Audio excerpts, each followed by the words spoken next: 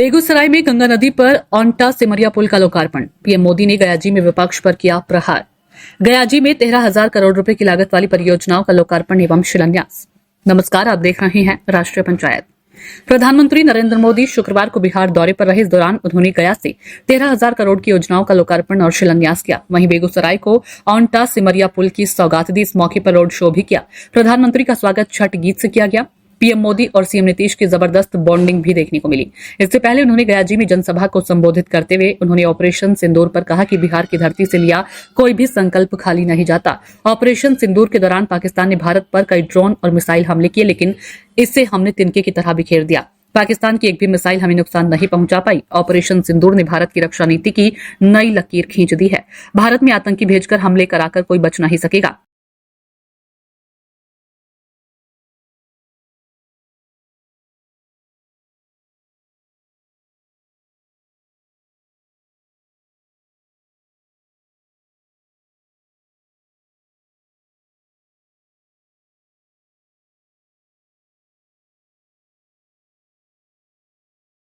उन्होंने संविधान के 130वें संशोधन विधेयक पर कहा कि अगर किसी प्रधानमंत्री, मुख्यमंत्री और मंत्री जेल जाता है तो वह कुर्सी पर बैठने का हकदार नहीं है। प्रधानमंत्री मोदी ने कहा कि अगर भ्रष्टाचार के खिलाफ लड़ाई को अंजाम तक पहुंचाना है तो कोई भी कार्रवाई के दायरे से बाहर नहीं होना चाहिए।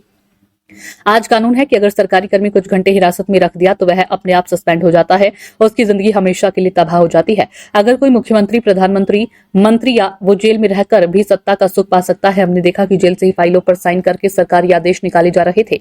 नेताओं का यही रवैया रहेगा तो भ्रष्टाचार के खिलाफ लड़ाई कैसे लड़ी जा सकती है। संविधान की मर्यादा को तार तार होते नहीं देख सकते। इसलिए एनडीए सरकार भ्रष्टाचार के खिलाफ ऐसा कानून लाई है जिसके दायरे में देश का पीएम भी है। मुख्यमंत्री और मंत्रियों को भी शामिल किया गया। कानून बनने के बाद गिरफ्तारी के 30 दिनों के भीतर जमानत लेनी होगी। अगर बेल नहीं मिली तो 31वें दिन कुर्सी छोड़नी पड़ेगी। मगर आरजेडी, कांग्रेस और लेफ्ट वाले इस कानून का विरोध कर रही हैं। ये सरकार भ्रष्टाचार के खिलाफ एक ऐसा कानून लाई है जिसके दायरे में देश का प्रधानमंत्री भी है। इस कानून में मुख्यमंत्री और मंत्रियों को भी शामिल किया गया है। जब ये कानून बन जाएगा तो प्रधानमंत्री हो या मुख्यमंत्री या फिर कोई भी मंत्री, उसे गिरफ्तारी के 30 दिन के अंदर जमानत लेनी होगी और अगर जमानत नहीं मिली तो 31वें दिन उसे कुर्सी छोड़नी पड़ेगी। प्रधानमंत्री ने कहा कि जो पाप करता है वही अपने पाप दूसरों से छिपाता है। घुसपैठियों का मुद्दा उठाते हुए पीएम ने आरजेडी और कांग्रेस पर वोट बैंक की राजनीति के लिए बिहारियों का हक छीनने का आरोप लगाया। पीएम नरेंद्र मोदी ने कहा कि देश में घुसपैठिए का एक बड़ी समस्या है। ये बिहार में भी बढ़ रही है। ये घुसपैठिए आपके रोजगार छीन रही हैं, आपकी जमीन पर कब्जा कर रही हैं, आपके हक को छीना जा रहा है। देश के भीतर बैठे समर्थकों से भी सावधान रहना होगा। उन्होंने आरोप लगाया कि कांग्रेस और आरजेडी जैसे दल तुष्टीकरण के लिए बिहार के लोगों का हक छीनकर घुसपैठियों को देना चाहती हैं। प्रधानमंत्री ने कहा कि एनडीए सरकार ने तय किया कि घुसपैठियों को बिहार के युवाओं का रोजगार नहीं छीनने देंगे।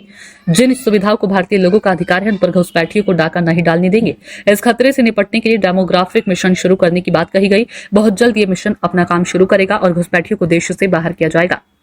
देश में घुसपैठियों की बढ़ती संख्या चिंता का विषय है।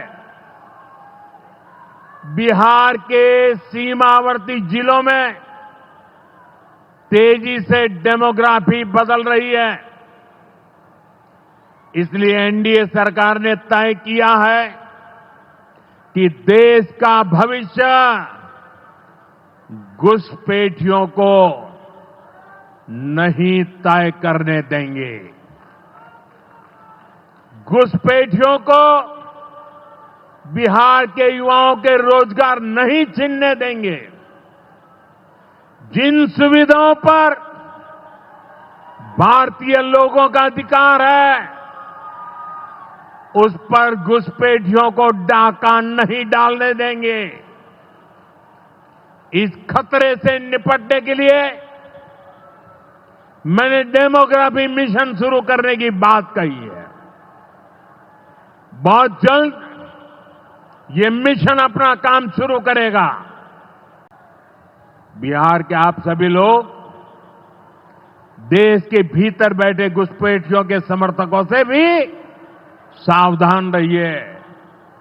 जान जाइए कौन घुसपैठियों के साथ खड़ा है। कांग्रेस और आरजेडी जैसे दल बिहार के लोगों का हक छीनकर घुसपैठियों को देना चाहते हैं।